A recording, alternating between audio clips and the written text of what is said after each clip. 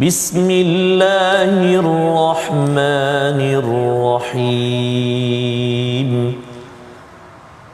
الحمد لله رب العالمين الرحمن الرحيم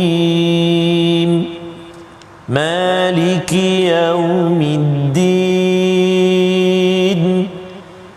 إياك نعبد وإياك نستعين اهدنا الصراط المستقيم صراط الذين أنعمت عليهم غير المغضوب عليهم ولا الضالين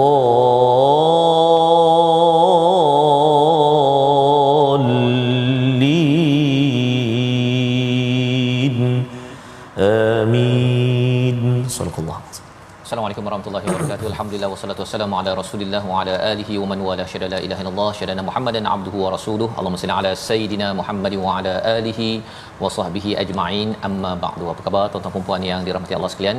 Kita bersyukur pada Allah Subhanahu wa taala pada hari ini kita bertemu kembali dalam My Quran Time, baca faham amal, untuk sama-sama kita mengulang kaji sekitar 6 halaman yang telah pun kita baca ya pada bulan Ramadan ini, pada halaman 465 hingga 470 yang kita doakan pada Allah Subhanahu Wa Taala pada hari ini kita dapat mencongkil lebih lagi permata-permata daripada 6 halaman ini bersama dengan tetamu undangan kita. Kami alu-alukan Al-Fadil Ustaz Abdullah Bukhari. Apa khabar Ustaz? Alhamdulillah. Alhamdulillah, ahlan wa sahlan ya. Bersama kita pada hari ini yang akan pastinya ya perbincangan tentang surah Az-Zumar dan juga surah Ghafir akan ditemankan bacaan merdu daripada Al-Fadil Ustaz Tarmizi. Apa khabar Ustaz? Alhamdulillah Ustaz Fazrul. Alhamdulillah ya. Puasa okey ya. Baca tada ayu. Baca tada ayu. Insya-Allah. Jadi alhamdulillah kita ingin sama-sama memulakan sesi kita dengan doa kita. Subhanaka la ilma lana illa ma 'allamtana innaka antal alimul hakim. Rabbi zidni ilma.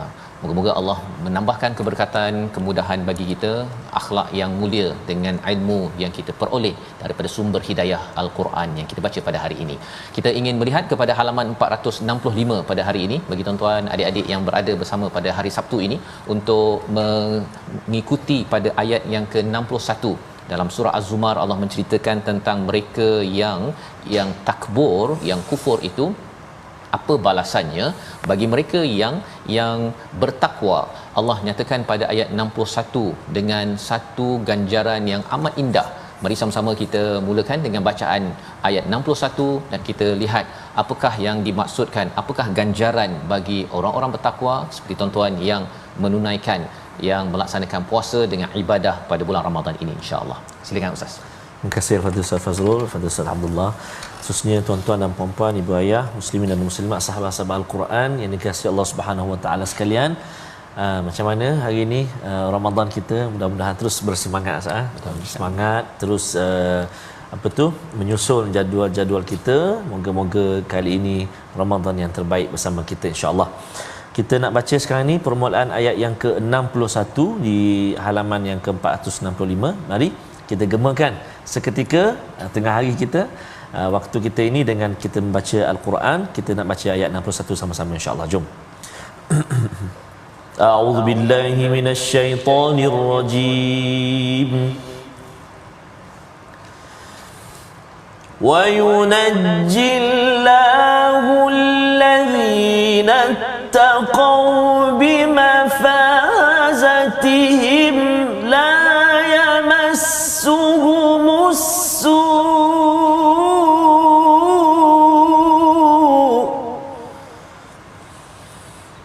لا يمسهم السوء ولا هم يحزنون صدق الله العظيم.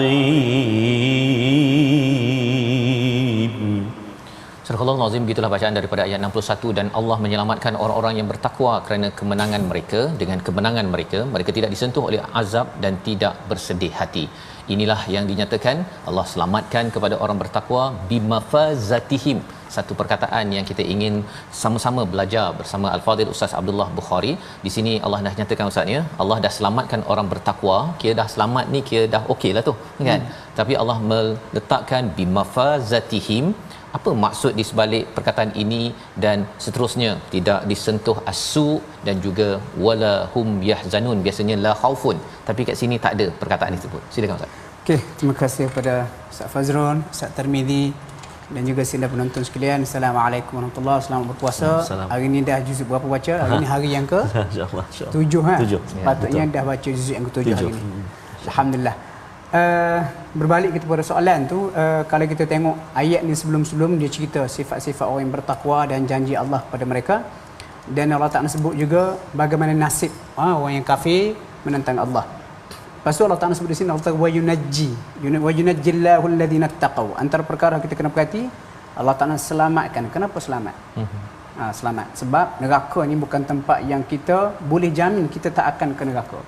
Dan kalau kita baca ayat-ayat lain, antara ciri ahli syurga, dia rasa tak selamat daripada neraka. Jadi di sini Allah Ta'ala macam beri jaminan dia yang akan selamatkan orang yang bertakwa kepada Allah, maksud orang yang jaga apa yang diperintahkan Allah. Lepas tu dia kata bimafazatihim, mafazah, kata perkataan faza, yafuzu, mafazah, maksudnya contoh kalau kita masuk bertanding tempat pertama dimenangi oleh, kata al-faiz al-ul, al-faizul awwal, dia kata pemenang. Jadi seolah-olah yang Allah Ta'ala nak gambar kepada kita, hidup di dunia ni sebuah pertandingan. Pertandingan yang mana besok kita akan sampai ke akhirat, kita akan dapat ganjaran di sebalik kemenangan tu. Dan untuk mencapai kemenangan, macam contoh bertanding di dunia lah, dia kena comply lah dengan beberapa syarat. Contohnya nak kena speed betul, jawapan yang tepat dan sebagainya. Dan untuk kita kata supaya kita dapat kejayaan itu, kita kena comply dengan apa yang telah diberikan oleh, kita kata, jurulatih kita umpamanya, dan apa yang diberikan oleh Allah. Allah kata buat tu, buat ni, kamu akan dapat kejayaan. Lepas tu dia kata at-taqaw tu, orang Allah Ta'ala selamat orang yang bertakwa dengan kejayaan ataupun kemenangan mereka. Dan kemenangan ataupun kejayaan sebenar ni kita kena ingat adalah bebas berapi neraka. Sebab tu kita berdoa, Rabbana atina fid dunya hasanah wa fil akhirati hasanah, last sekali, wa qina azabannar. Lepas tu di hujung tu Allah kata mereka ni la yamassuhum su', bukan setakat berjaya. Kadang-kadang berjaya tu bersifat sementara. Ataupun duduk situ, okey, duduk sini kerana kejayaan awak, mungkin seminggu, ditarik balik, habis. Tetapi cerita di akhirat ni, mereka bebas, berjaya, selamat daripada neraka dan tidak akan disentuh sedikit pun oleh asuk, keburukan yang kita kata neraka. Maksudnya benda tu kekal, dan bila benda kekal, ia satu kegembiraan dah kepada orang yang beriman. Kata Allah kata walahum yahzanun, mereka tidak bersedih. Dia setahu, saya faham saya, perkataan bersedih ni, sedih benda yang dah lepas. Dah lepas. Takut benda yang akan datang. Betul. Jadi kenapa di sini tak dikatakan mereka tak takut dan tak bersedih? Sebab dah ada jaminan daripada awal. Allah kata aku selamatkan kamu dengan kejayaan kamu ini. Jadi mu tak payah hidup sedih. Apa yang kamu hadapi sekarang di depan ni suatu kejayaan yang sentiasa kekal ada, dan kamu tak perlu bersedih dengan apa yang kamu tinggalkan di dunia. Mungkin semasa di dunia adalah hajat-hajat dia tak tercapai. Sebab apa? Mungkin kerana dia nak jaga agama ni terbatas demi agama. Lalu Allah Ta'ala gantikan dengan mafazah, kemenangan, kejayaan hak lebih lagi. Jadi Allah kata hak lepas-lepas tu tak payah duduk sedih. Ini hari ni jauh lebih besar daripada apa yang kamu lupakan dahulu. Masya-Allah, itu adalah penerangan tentang ayat 61 ya, bagaimana janji daripada Allah Subhanahu taala itu menyebabkan kita dah tak bimbang dah kerana janji Allah untuk memberikan menyelamatkan kita daripada api neraka ini sendiri ya, diselamatkan dan kemudian diberikan kejayaan. Dan lebih daripada itu, jangan sedih apa-apa yang telah berlaku dahulu kala lah ya Ustaz ya. Ini yang disampaikan dalam Ramadan. Orang lain mungkin makan lagi ni kan, ada orang ambil macam-macam lagi projek jual makanan lah, tapi kita mengambil keputusan untuk mengikut kepada tata cara yang Allah tetapkan. Bagi setengah orang dia sedih sebulan tak boleh berniaga Ustaz. Betul. Kan, pasal itulah sumber pendapatan dia, tapi rupa-rupanya ada ganjaran ataupun tawaran daripada Allah yang amat indah ini. Dan menarik Ustaz cakap tadi tu, bimafazatihim ini takkan ditarik balik Ustaz ya. Kadang-kadang orang dapat pingat kan, lepas tu sampai satu masa kena tarik balik. Oh, itu lagi mencabar Ustaz ya. Kita dah dapat hidup senang, Allah tarik itu ya, bila sihat Allah tarik tu dia lebih mencabar ya, berbanding dengan sebahagian orang yang dia sakit, Allah bagi dia sikit sahaja kesihatan, dia rasa oh ya Allah, syukur Allah berikan walaupun sedikit. Kita doa agar Allah memberikan kita Amin. Sebagaimana ayat 61 ini. Dan perkara ini dijelaskan lebih lanjut lagi ya di antara halaman akhir surah Az-Zumar halaman 466. Kita nak baca daripada ayat 71 ya. Satu, kalau kita lihat istilah Zumar ini muncul pada ayat 71 dan 73. Kita baca dahulu ayat 71 ini untuk kita ambil pelajaran bagaimana kita nak pastikan kita bukan yang diberi ayat 71 ini, tetapi kalau boleh nak dapat ayat 73. Silakan Ustaz. Baik, terima kasih kepada Ustaz Fazrul, kepada Ustaz Abdullah. Tuan-tuan dan puan-puan muslimin dan muslimat, sahabat-sahabat Al-Quran, ada yang sedih, ada yang gembira, macam-macam bulan Ramadan ni. Ada yang gembira sebab apa? Makanan yang tak pernah jumpa sebelum ni, inilah masanya. Dan dia dah buat list dah. Hari ni bazar mana, esok bazar, sebulan lengkap. Jadi kita nak harapkan nak juga ada list Quran lah. Juzuk berapa, nak tadabbur ayat mana, nak hafal, cuba Ramadan ni nak hafal surah apa. Mudah-mudahan insya-Allah. Baik. Kita baca sekali lagi ayat yang ke-71 untuk sesi ulang kaji ini, muka surat 446. Ayat dia agak panjang. Jom kita baca ayat yang ke-71. A'udzu billahi minasyaitonir rajim. وسيق الذين كفروا إلى جهنم زمرا حتى إذا جاءوها فتحت أبوابها وقال لهم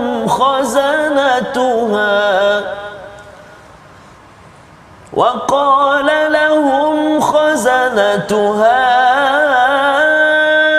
ألم يأتكم رسل منكم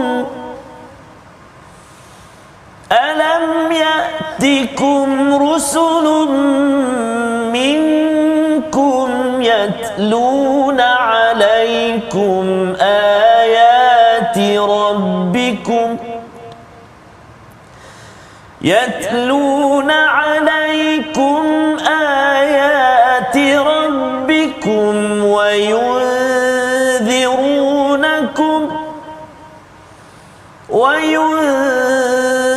وينذرونكم لقاء يومكم هذا قالوا بلى ولكن حقت كلمة العذاب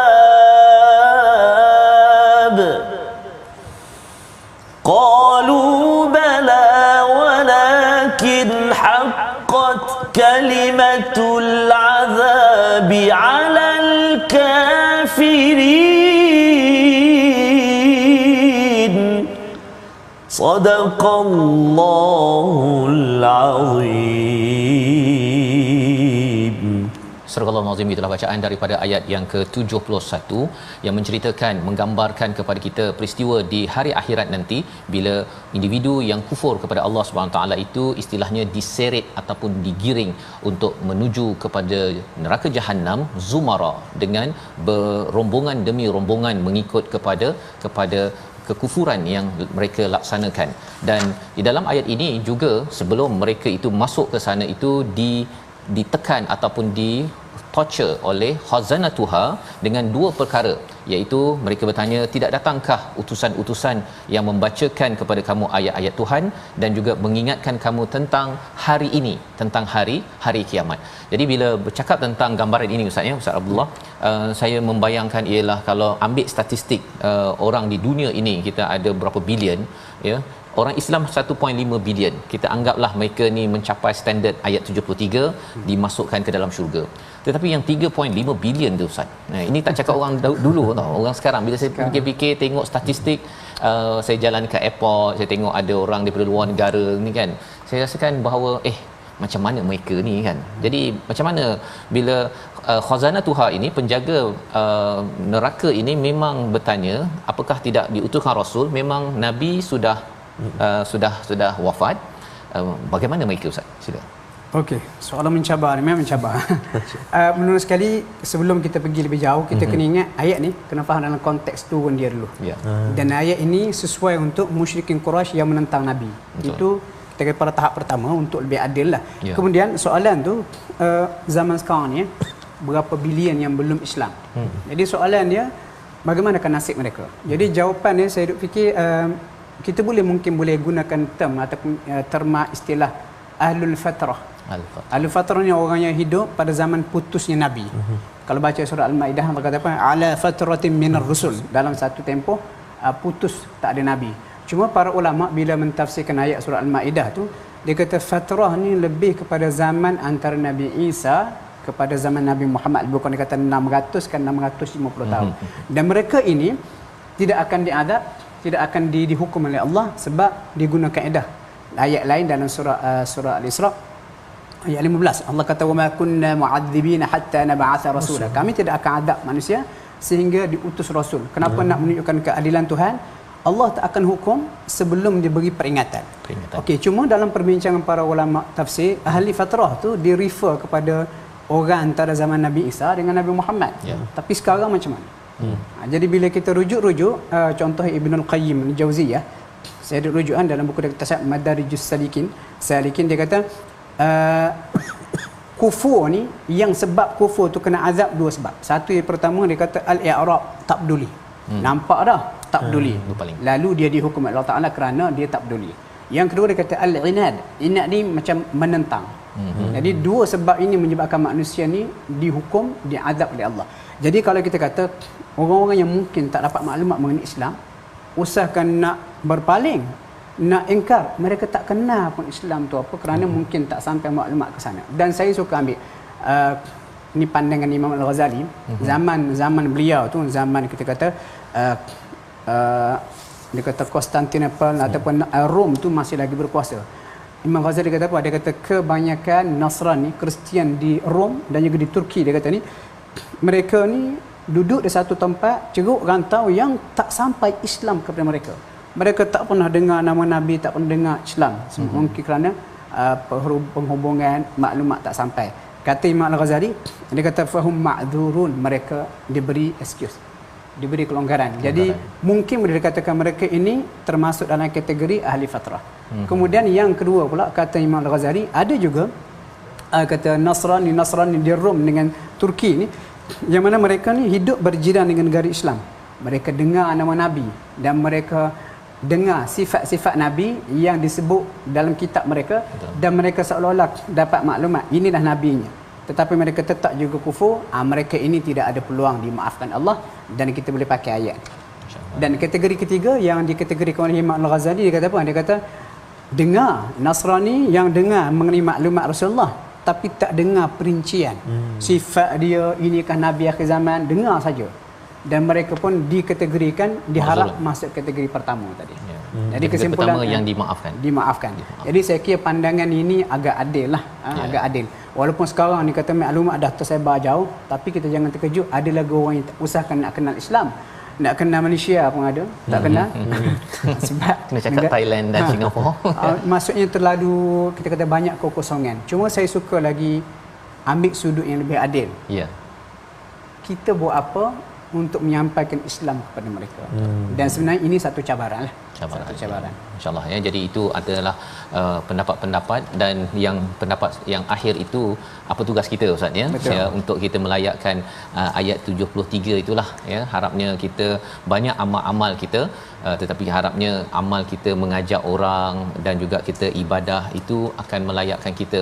Tak tahu Ustaz ya, kadang-kadang ada yang zumar solatnya bagus kan, ada rombongan kerana puasanya bagus, tetapi kerana kita juga committed menyampaikan. Macam mana tu Ustaz?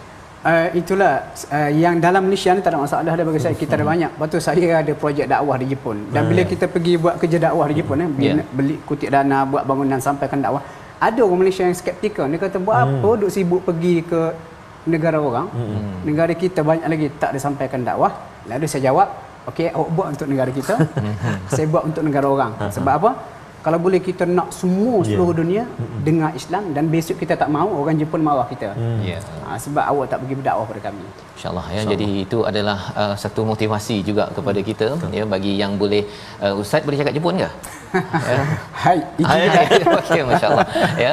Walaupun satu perkataan dua perkataan Jepun, tetapi kerana kita ingin mencontohi kepada para sahabat ya, kita ingin juga mengambil satu contoh yang dinyatakan pada surah seterusnya, iaitu surah Ghafir ya. Ada kisah yang menarik dan kita ingin membaca daripada surah Ghafir ini dahulu, iaitu daripada ayat yang ketiga, sebagai tanda kesungguhan kita ingin mendapat keampunan daripada Allah Subhanahu Wa Taala. Ayat ketiga bersama Al-Fadhil Ustaz Tarmizi. Terima kasih Al-Fadhil Ustaz Fazrul. Arigatou gozaimasu. Betul. Terima kasih sangat. Tanya subhanallah, dan juga bagi Al-Fadhil Ustaz Abdullah. Tuan-tuan dan puan-puan muslimin dan muslimat sahabat Al-Quran, kita baca awal surah Ghafir, iaitu ayat yang ketiga di halaman yang ke-467. Jom kita baca sama-sama ya. A'udzubillahi minasyaitonirrajim. غافر الذنب وقابل التوب شديد العقاب ذي الطول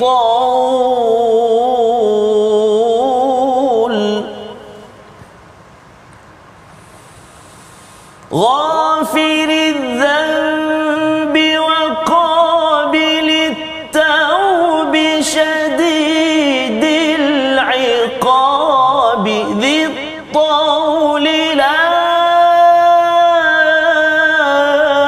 إله إلا هو لا إله إلا هو إليه المصير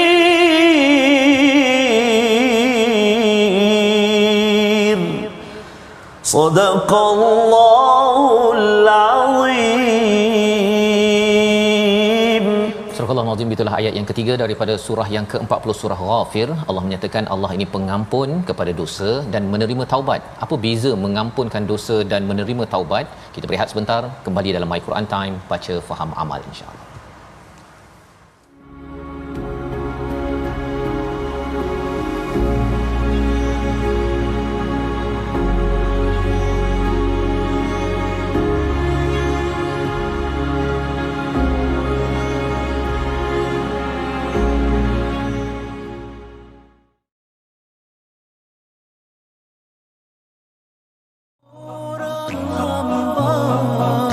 Tasbih dan tahmid di bibir sentiasa berai dan gugur kesombongan manusia, sujudnya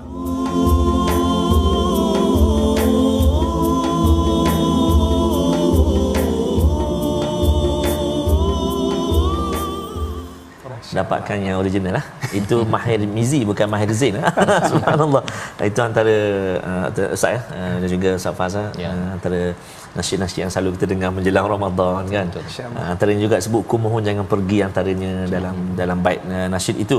Jadi inilah Ramadan ni, kita kata satu bulan kalau kita boleh guna pesta lah. Tapi banyak boleh pergi tu. Ada pesta jualan murah, ada pesta makanan, ada pesta kita kalau boleh nak pesta ibadah lah, pesta ngaji, pesta bangun malam. Betul. Kalau boleh lah, mudah-mudahan semangat insya-Allah. Betul Ustaz ni, untuk mendapatkan keampunan daripada Allah Subhanahu Wa Taala.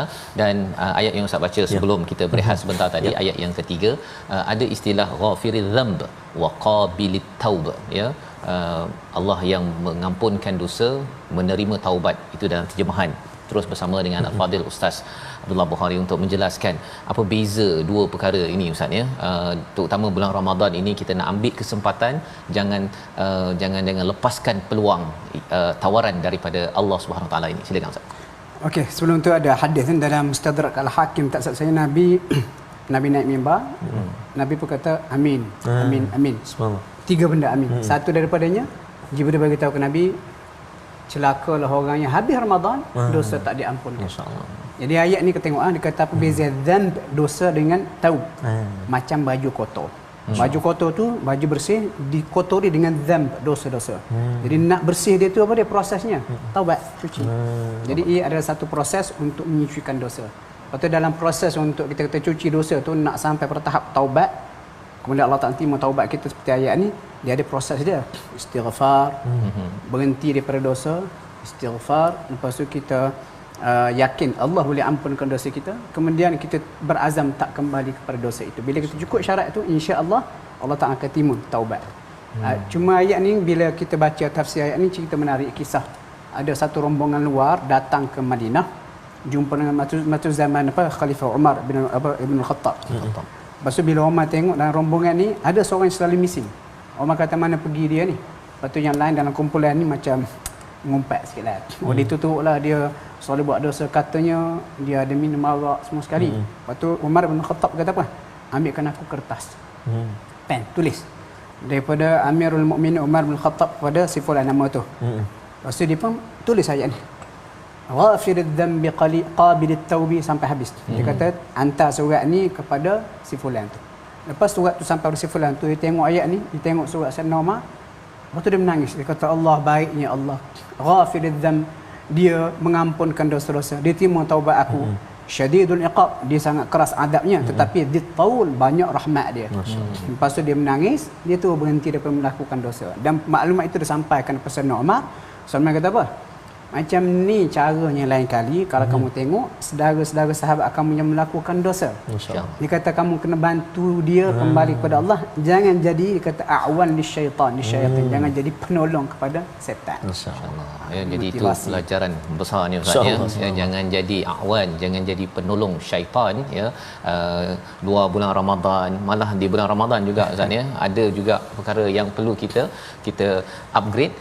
Contoh daripada Sayyidina Umar itu ya, amat indah kisah ini, dan moga-moga kita sentiasa mengejar kepada keampunan dosa-dosa dan Allah terima taubat kita pada apa sahaja ya yang boleh kita kembali balik pada Allah Subhanahu Wa Taala. Dan menarik dalam ayat ini Ustaz ya, bila memulakan surah Ghafir ini, ayat yang ke-6 ya, Allah bercakap tentang ashabun nar ya, tentang ashabun nar, tentang ahli neraka. Tetapi selepas itu dia cerita pasal alladzina yahmilunal arsh ya. Nampak gayanya biasanya kalau kita baca ayat Al-Quran, selepas ayat itu bila alladzina itu menjelaskan yang belakangnya, tapi yang ini lain macam dia punya sambungannya dia. Apa kefahamannya dan apa adab ketika kita membaca ayat ini, silakan. Okey, terima kasih. Dia dalam tajwid ni ada banyak bab-bab. Antara bab yang tinggi yang kalau kita belajar dipanggil waqaf ibtida'. Dan ada rupanya wakaf, ada wakaf yang qabih, ibtida' pun ada juga ibtida' yang qabih. Dan di sini antara satu contoh yang kita tak boleh wasal, sambung. Sebab biasanya kalau kita baca yang ada alladzina, dia kata isi mausum, dia jelaskan hak sebelum. Allah kata dzalikal kitabul la raiba fi hudan lil muttaqin, petunjuk kepada orang yang bertakwa. Kita pun nak tahu siapa yang bertakwa ni. Oh alladzina. Jadi kita pun biasa sambung kan. Nafas panjang kan? Nafas panjang. Ramadan. Macam ustaz. Jadi di sini antara tempat yang ulama tajwid kata haram sambung. Masya-Allah. Haram sambung sebab kalau kita sambung seolah kita kata alladzina kafaru annahum ashabun naril ladzin. Kita kata orang kafir penghuni neraka itulah malaikat yang mengikut arasy. Jadi maknanya canggung. Betul. Dan kalau kita buka buku tajuk yang agak tinggi macam Hidayatul Qari dan sebagainya, disenaraikan tak silap ada 7 tempat. 7 tempat isim mausul yang kita tak boleh wasal. Macam ashabun naril ladina. Kalau kita wasal, dia boleh wasak maknanya. Ada 7 tempat. Satu lagi kat mana dalam surah Al-Baqarah kan? Betul.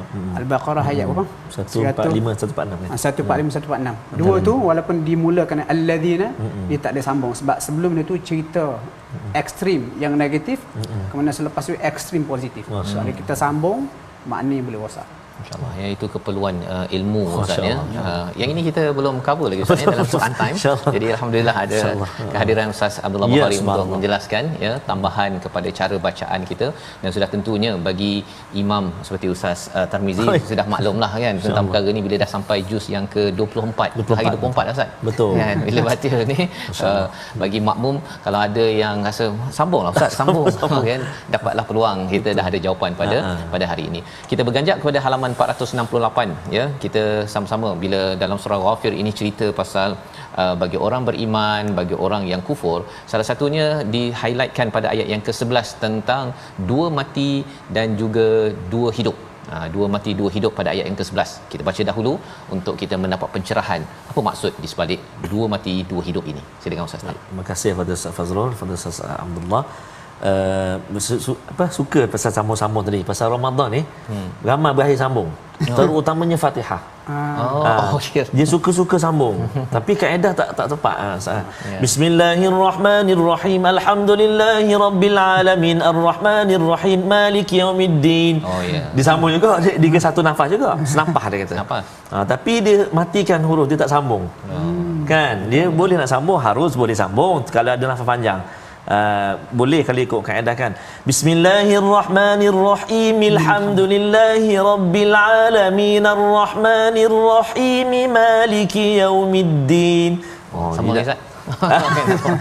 Contoh kan. Jadi betul, belum pergi lagi yang Ustaz sebut tadi, yang berkaitan dengan apa kaedah tajwid dan makna sebagainya tu. Jadi Fatihah tu kena hati-hati, walau kita nak cepat macam mana sekalipun kena hati-hati. Nak sambung boleh tapi hidupkan baris akhir dia tu. Jangan dia kata boleh senapah, boleh hamba boleh senapah tapi tak dia gugurkan baris tu. Lagipun dia tak menepati sunnah lah. Tak menepati sunnah. Sebab Nabi wakaf. Betul. Ayatan kan, mana ayat demi ayat. Jadi kena hati-hati. Itu sedikitlah supaya kita beringat insya-Allah taala.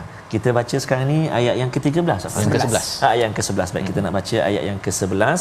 Ibu ayah, tuan-tuan dan puan-puan, sama-sama di halaman yang ke-468. A'udzu billahi minasyaitonir rajim. Qalu rabbana amattana ithnataini wa ahyaytana ithnataini fa'tarafna bidhunubina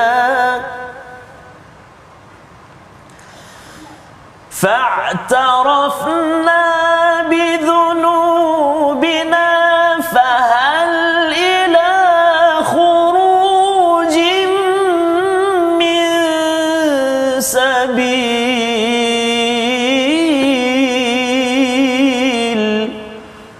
صدق الله العظيم. Surah Al-Azim ayat yang ke-11, mereka menjawab, ya Tuhan kami, engkau telah mematikan kami dua kali dan telah menghidupkan kami dua kali, lalu kami mengakui dosa-dosa kami, maka adakah jalan bagi kami untuk keluar daripada neraka Allah Subhanahu Wa Taala. Ini adalah dialog di dalam neraka, bila mana mereka yang masuk ke neraka ni benci diri sendiri Ustaz ya. Tapi Allah kata Allah benci lagi kamu berbanding dengan kebencian kamu pada diri sendiri ketika tidak beriman. Dan disambung dengan ayat yang ke-11 ini, kami ni dah mati dua kali, dah hidup dua kali. Apa maksud di sebalik ayat ini Ustaz? Sampai lepas tu dia minta boleh tak kami nak keluar? Sila Ustaz. Okey, kalau perhati ayat yang ke-10 tu, dia kata Allah kata lamaqatullah, kebencian Allah kepada kamu, tapi Allah tak benci hamba dia. Allah benci perangai hamba dia. Ini nak cerita Allah Taala ni Tuhan yang sangat pemurah. Kemudian ni cerita ahli neraka akan mengiktiraf. Maksudnya semasa di dunia kadang-kadang dia dengar tapi tak nak dengar, tak nak faham, tak nak ambil iktibar. Tapi bila sampai ke sana baru sedar, oh rupanya macam contohlah kita kata anak kita hak muda degil dengan kita yang dah berusia. Kita bagi tahu dah jangan buat tu, jangan buat ni, dia degil. Akhirnya kena seperti apa yang kita tegur. Dia pun temenung, dia kata betul lah ayah cakap. Tapi nasib sudah menjadi bubur. Umpama. Ini samalah. Mereka dah sampai ke sana, dia pun mengaku. Dia kata, oh, qalu, ahli neraka berkata, Rabbana Tuhan kami, kamu telah matikan kami dua kali. Mati pertama sebelum kita lahir ke dunia. Itu sebab selepas Allah Ta'ala cipta Adam, Nabi Adam AS, Allah Ta'ala tarik semua roh, letak di satu alam, dia panggil alam roh. Kemudian di situ manusia mengaku ketuhanan Allah.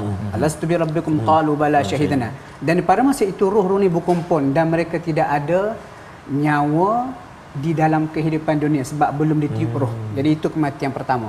Kemudian bila lahir ke dunia, contoh saya 28 Jun tahun Rasia. 28 Jun je 28 Jun. Saya lahir itu kita kata hidup yang pertama. Jadi dah ada mati pertama, hidup pertama. Kemudian kita teruskan kehidupan, lalu kita meninggal dunia, itu mati yang kedua.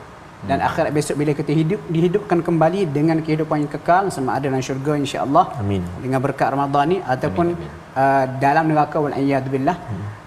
Itu kita kata kehidupan yang kedua, kehidupan yang kekal. Jadi proses ini semasa di dunia, orang kafir ni dia dengar dah tapi dia tak percaya. Sebab dia tak tengok. Sekali bila berlaku, sebab tu ayat tu kata fa'tarafna, kami mengaku dah dosa-dosa kami. Boleh tak kami keluar pada neraka? Sekarang nak buat apin rayuan seperti itu. Tetapi kita masa tempoh yang dah habis. Dah habis. Ya, jadi itu adalah penerangan tentang dua kematian dan juga dua kehidupan. Maksudnya Allah dah bagi peluang Ustaz ya. Peluang kita dah diinstalkan dengan fitrah pada kematian pertama itu. Untuk kita mati yang kedua ni sepatutnya kita jangan lagi lari daripada fitrah kita. Dan bila Allah bekalkan dengan Rasul, dengan Al-Quran ini, sebenarnya peluang kita jangan abaikan. Dan sekali lagi lah, bila Ustaz beritahu tadi kan dalam surah Az-Zumar di akhir itu, kalau kita tengok kepada rakan-rakan ke orang di dunia ini yang masih lagi belum dapat, berbanding dengan kita kata mereka ni fatrah ke tidak fatrah, kitalah yang menunaikan tanggungjawab itu agar kita memohon rahmat daripada Allah Subhanahu Wa Taala sehingga kan kita dapat menjadi zumar, rombongan yang ke syurga Allah Subhanahu Wa Taala. Kita berganjak kepada halaman yang ke-469. Ya, halaman yang kelima kita ulang kaji.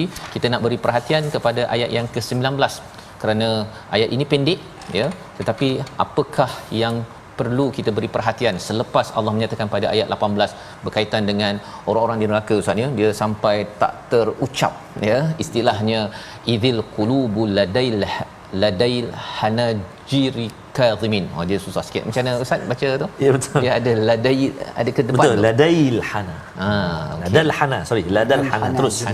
Ya tu tak berfungsi. Ladal hana. Ladal hana ya. Jadi ladal hana najri kadhimin, tak tercakap, terucap. Dan Allah memberikan penekanan pada ayat 19. Kita baca ayat 19 terlebih dahulu, melihat apa maksud di sebalik mata dan juga hati. Masya-Allah. Subhanallah, tabarakallah. Dan terima kasih kepada Ustaz Faz juga kepada Ustaz Abdullah. Ayat yang ke-19 yang kita nak baca, apa tadi, mata Ustaz Faz ya, dan juga hati ya. Khainatul a'yun. Bulan puasa ni ya. Sangat mencabar ni. Kena jadi nak baca takut serum. Subhanallah. Bahaya sungoti Safa. Ya, sungoti ya. Sungoti, bahaya sungoti. Baru belajar tu. Baru belajar. Okey, baik. Sama-sama kita baca ibu ayah sekalian ayat yang ke-19 ah. A'udzubillahi minasyaitonirrajim. Ya'lamu kha'inatal a'yuni wa ma tukhfi as-sudur.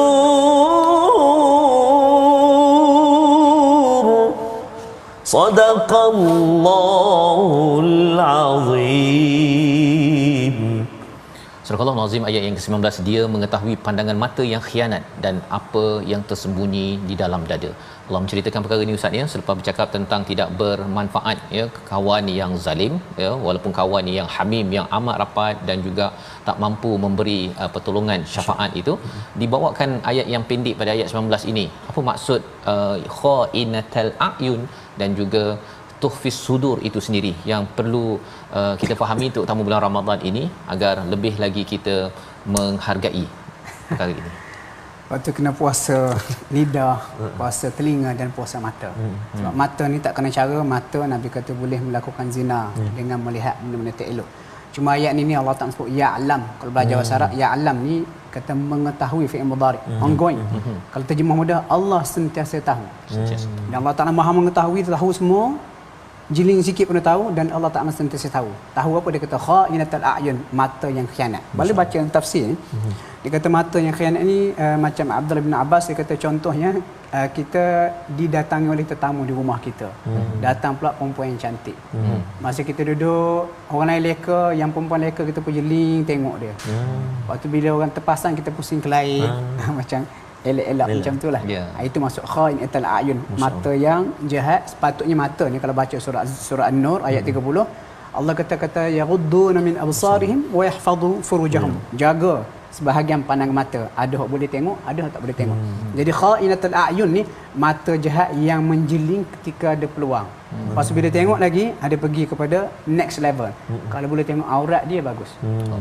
Dia bawa ke situ. Lepas tu kemudian wa ma tukhfis sudur, apa hak ada di dalam dada. Saya nak kongsi sebuah hadis. Hadis ni Nabi sebut, Nabi kata la yanbaghi li nabiyyin an takuna lahu kha'inatul a'yun.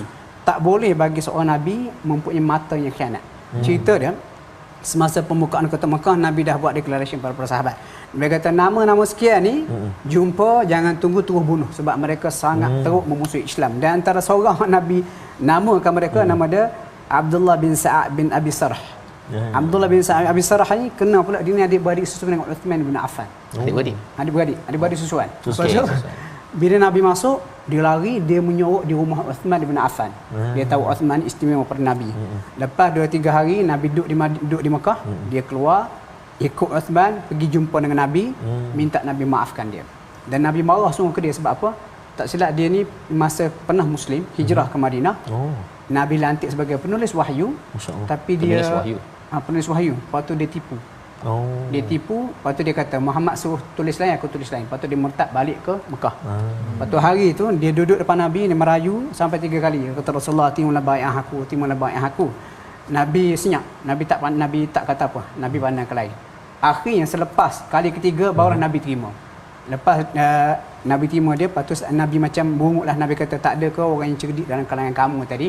Bila aku dah tak bagi jawapan sampai 3 kali, masa aku tak mau terima lah dia. Lepas tu sahabat berkata, Rasulullah, patut kenapa kamu tak kias dengan mata? Buat gitu kan? Lepas tu Nabi kata tak boleh. Haram bagi seorang Nabi mempunyai mata yang khianat. Ni kalau kita nak kait dengan ayat ni lah. Antara satu contoh kha'inatul a'yun, maksud mata yang khianat. Contoh kita senyum, tapi isyarat mata kita macam nak memudaratkan orang tu. Dia ini tahap tinggi ni. Dia mata tu untuk benda maknanya nak hukum orang, untuk tak boleh juga bagi para nabi ya. Patut dalam mata, contoh baca surah Mutaffifin, antara satu hinaan menggunakan mata itu yataghamazun. Al-ghamzun. Wa idza ra'ahum macam mana? Kata yataghamazun macam pandang, ejek orang dengan mata. Kita tengok orang, kita nak sakitkan hati orang kita pun. Jadi ataupun isyarat mata, ejek menggunakan isyarat mata. Dan itulah yang dilakukan oleh musyrikin Quraisy di Mekah. Lalu je orang beriman dia bang mengejek. Jadi kita pun sakit hati macam anak kita lah. Kita letter dia bang. Budak ni. Subhanallah. Jadi itu pelajaran. Contoh kha'inatul a'yun, banyak sudut. Masya-Allah Jadi itu adalah pelajaran penting kita pada halaman 469 ini. Sebenarnya banyak perkara Ustaz yang perlu diberi perhatian, tak boleh dibiasa-biasakan di pejabat ke, di rumah ke, pada adik-adik dan bagi ayah-ayah pun, mak ke pun sama jugalah amalan ini yang kita kena jaga betul-betul. Puasa kita menahan diri daripada makan minum, perkara membatalkan puasa, tetapi perkara-perkara yang ini memang sesuatu yang perlu diberi perhatian lah Ustaz pada bulan Ramadan, dan menjadi tarbiyah keluar daripada bulan membina takwa ini, insya-Allah. Kita doa pada Allah Subhanahu Wa Taala, Allah izinkan kepada kita semua agar dapat benar-benar menghargai dan juga berakhlak dengan akhlak Al-Quran dan insya-Allah kita akan menyambung lagi halaman seterusnya pada hari esok. Kita berdoa di akhir ini dipimpin Al-Fadil Ustaz Abdullah Bukhari. Silakan Ustaz. Okey. Bismillahirrahmanirrahim. Amin. Alhamdulillahirabbil alamin. Allahumma salli wa sallim wa barik ala Muhammad wa ali Muhammad. Kama sallaita wa sallamta wa barakta ala Ibrahim wa ala ali Ibrahim fil alamin innaka Hamidum Majid. Allahumma barik lana fi awladina wa la tadurrahum wa waffiqhum li ta'atika waghfirna ووفقهم لطاعتك وارزقنا برهم. اللهم ارحمنا بالقرآن واجعله لنا إماما ونورا وهدى ورحمة. اللهم ذكرنا منه ما نسينا وعلمنا منه ما جهلنا وارزقنا تلاوته آناء الليل وأطراف النهار واجعله لنا حجة يا رب العالمين. ربنا تقبل منا صلاتنا وصيامنا وركوعنا وسجودنا إنك أنت التواب الرحيم. وتب علينا إنك أنت التواب الرحيم. ربنا آتنا في الدنيا حسنة وفي الآخرة حسنة وقنا عذاب النار. اللهم زرنا ولا تنقصنا وأكرمنا ولا تهنا وأعطنا ولا تحرمنا وآثرنا ولا تؤثر علينا وأرضنا وارض عنا. وصلى الله على محمد وعلى آله وصحبه وسلم. الحمد لله رب العالمين. تقبل الله منا Inna wa minkum taqabbal ya karim. Moga-moga Allah merahmati dan mengabulkan ya doa kita sebentar tadi. Saya ucapkan terima kasih kepada Ustaz Abdullah Bukhari ya, sudah sempat mendalami 5 halaman sebentar tadi. Moga-moga permata yang kita ambil ini kita dapat sebarkan dan dijemput pada tuan-tuan untuk bersama dalam tabung gerakan Al-Quran, kerana kita yakin bahawa sebenarnya sumbangan tuan-tuan pada Ramadan ini harapnya Allah terima, kita dapat manfaatkan untuk menyebarkan lagi ya, membuat kempen Al-Quran sempena bulan penurunan Al-Quran pada Ramadan 1400 tahun yang lepas. Kita doakan kita bertemu lagi dalam My Quran Time, baca, faham, amal, insya-Allah.